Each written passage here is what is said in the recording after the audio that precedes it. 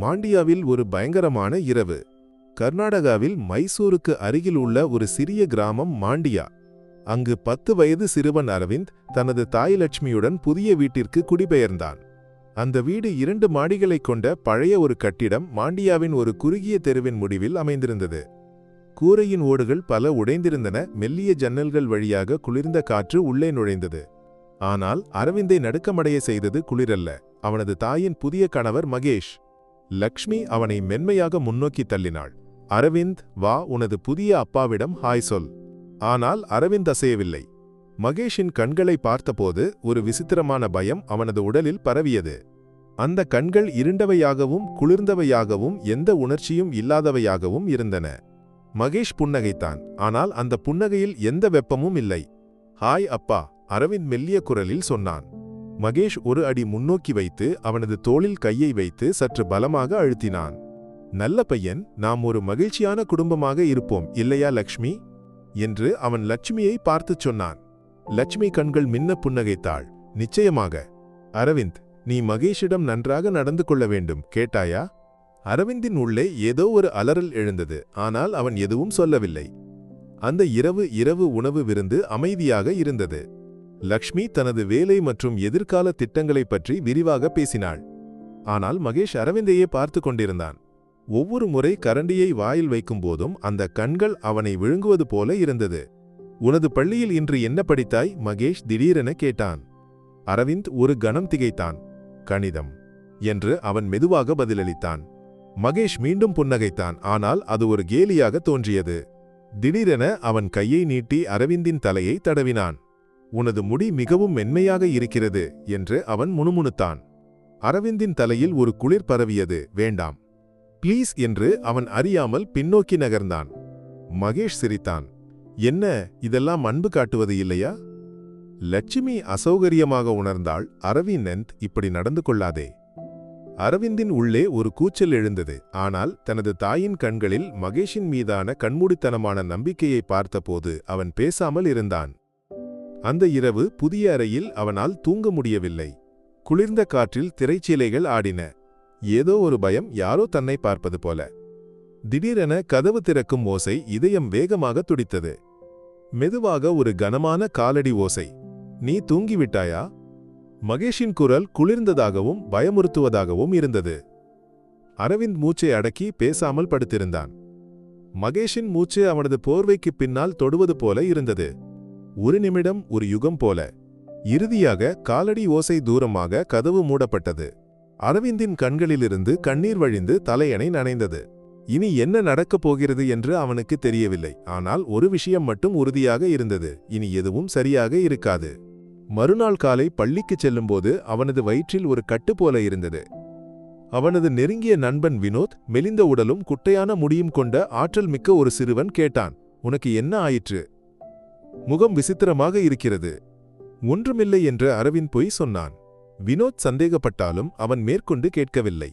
அரவிந்துக்கு எல்லாவற்றையும் சொல்ல வேண்டும் என்று இருந்தது. ஆனால் யார் தன்னை நம்புவார்கள்? மாலையில் வீட்டிற்கு திரும்பியபோது மகேஷ் அங்கு காத்திருந்தான். லக்ஷ்மி, உனது அம்மா சந்தைக்கு போயிருக்கிறாள், சற்று தாமதமாகும் என்று மகேஷ் சொன்னான். அரவிந்தின் நெஞ்சில் ஒரு இறுக்கம். இங்கே வா என்று மகேஷ் கையால் சைகை செய்தான். அரவிந்த் தயங்கி மெதுவாக நடந்தான். மகேஷ் அவனது தோளில் கையை வைத்து, உனக்கு என்னை பயமா? அரவிந்தால் பதில் சொல்ல முடியவில்லை. பயப்பட வேண்டாம், நாம் மிகவும் நெருக்கமாக இருப்போம் என்று மகேஷின் வார்த்தைகள் ஒரு விஷப்பாம்பின் சீரல் போல இருந்தன. அந்த இரவு லட்சுமி வீட்டை விட்டு வெளியே சென்றபோது மகேஷின் நடத்தை மேலும் பயங்கரமாக மாறியது. இன்று இரவு நாம் மட்டுமே அரவிந்த் என்று அவன் மெல்லிய புன்னகையுடன் சொன்னான். அரவிந்த் தப்பிக்க முயன்றான். நான் களைத்திருக்கிறேன், தூங்கப் போகிறேன் என்று அவன் சொன்னான். ஆனால் மகேஷ் தடுத்தான். எனது அறையில் தூங்கலாம். அரவிந்தின் இதயம் மூழ்கியது. இல்லை, எனது அறையில் போதும் என்று அவன் பின்னோக்கி நகர்ந்தான். மகேஷ் எழுந்து, உனது விருப்பத்தை நான் கேட்கவில்லை. அந்த இரவு அரவிந்த் மகேஷின் அறையில் பயத்தால் நடுங்கியபடி படுத்திருந்தான். மகேஷ் அவனுக்கு மிக அருகில். உனது அம்மா அதிர்ஷ்டசாலி, நான் அவளை பார்த்துக் கொள்கிறேன் இல்லையா என்று அவன் முணுமுணுத்தான். அரவிந்த் கண்களை இறுக மூடினான். மகேஷின் கை அவனது கைகளை இறுக பற்றியது. உனது அம்மாவை வருத்தப்படுத்த வேண்டுமா என்று அவனது குரல் மிரட்டலாக இருந்தது. அரவிந்தின் உடல் குளிர்ந்து உறைந்தது. எதுவும் செய்ய முடியவில்லை. அந்த இரவு அவனது கண்ணீர் தலையணையில் வழிந்தது. மகேஷ் அவனை துன்புறுத்தினான். உனது வாயை திறந்தால் உனது அம்மாவிடம் உனது பொய்யைச் சொல்வேன் என்று மிரட்டினான். மறுநாள் காலை லட்சுமி திரும்பி வந்து உனக்கு பிடித்த ராகி ரொட்டி வாங்கியிருக்கிறேன் என்று மகிழ்ச்சியுடன் சொன்னாள். அரவிந்த் எதுவும் நடக்காதது போல நடித்தான். ஆனால் உள்ளே அவன் உடைந்திருந்தான். மகேஷ் புன்னகையுடன் உனது மகன் நன்றாக தூங்கினான் லட்சுமி என்று சொன்னான். லட்சுமி மகேஷை அன்புடன் பார்த்து உன்னை போன்றவர் பார்த்து கொள்வது அவனது பாக்கியம். அரவிந்துக்கு எல்லாவற்றையும் சொல்ல வேண்டும் என்று இருந்தது. ஆனால் பயம் அவனது வாயை மூடியது. அம்மா, நான் ஒரு விஷயம் பேச வேண்டும் என்று அவன் இறுதியாகச் சொன்னான். லக்ஷ்மி ஆச்சரியத்துடன் பார்த்தாள். என்னவது மகனே? அப்போது மகேஷ் தலையிட்டான். லக்ஷ்மி, உனது மகனுக்கு மனநல பரிசோதனை தேவை. இவன் விசித்திரமான கதைகள் சொல்கிறான். அரவிந்த் கத்தினான். நான் பொய் சொல்லவில்லை அம்மா, இவன். ஆனால் லக்ஷ்மி கோபமடைந்து உனது பொய்யை நிறுத்து அரவிந்த் என்று அவனது முகத்தில் அறைந்தாள். அந்த நொடி அரவிந்தின் உலகம் உடைந்தது.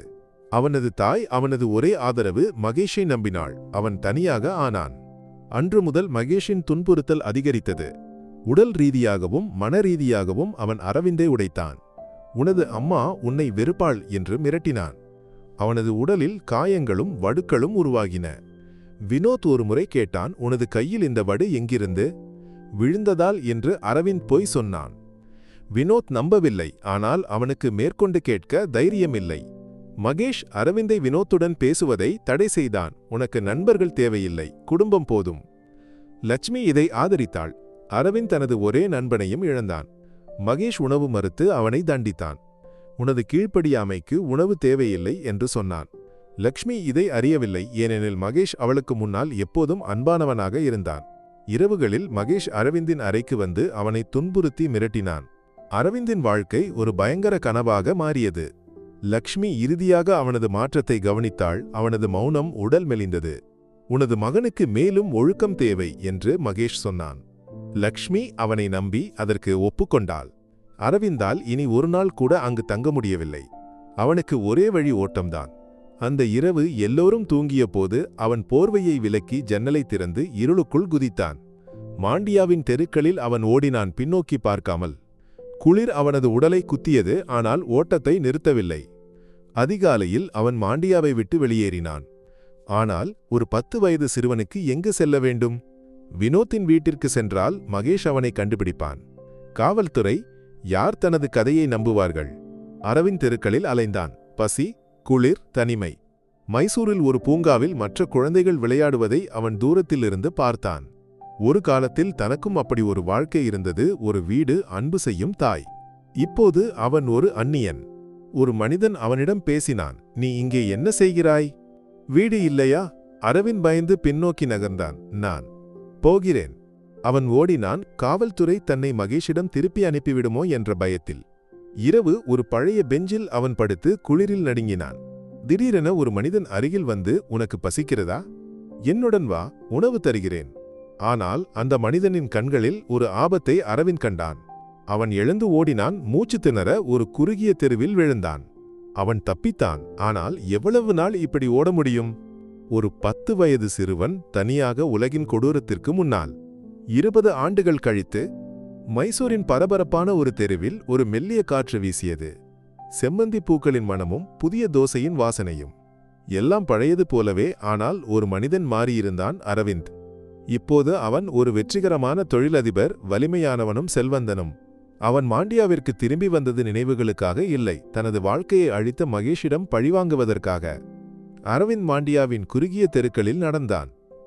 பழைய தேநீர் கடை, சாமுண்டி கோயிலின் மணி ஓசை எல்லாம் அவனை நினைவுகளுக்கு அழைத்துச் சென்றது. யாரும் அவனை அடையாளம் காணவில்லை.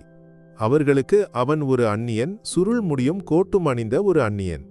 ஆனால் அவனது உள்ளே அந்த பழைய 10 வயது சிறுவனின் வலி இன்னும் உயிருடன் இருந்தது. மகேஷ் இப்போது ஒரு பரிதாபமானவன். முதுமை அவனது உடலை தளர்த்தியது, ஒரு உடைந்த வீட்டில், வறுமையில். ஆனால் அவனது ஆணவம் இன்னும் அப்படியே இருந்தது. அரவிந்த் அந்த வீட்டின் முன்னால் நின்றான்.